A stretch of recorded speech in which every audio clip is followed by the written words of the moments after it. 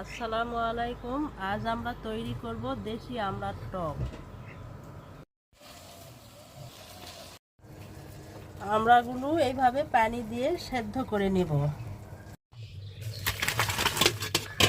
সরিষার তেল, শুকনো লঙ্কা, তেজপাত, পেঁয়াজ কুচি, রসুন থেঁতা বাদামি কালার হওয়া পর্যন্ত এইভাবে নাড়তে থাকবো।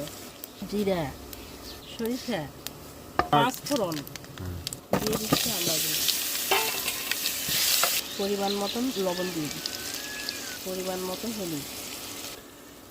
এখন পানি অ্যাড করতেছি, চিনি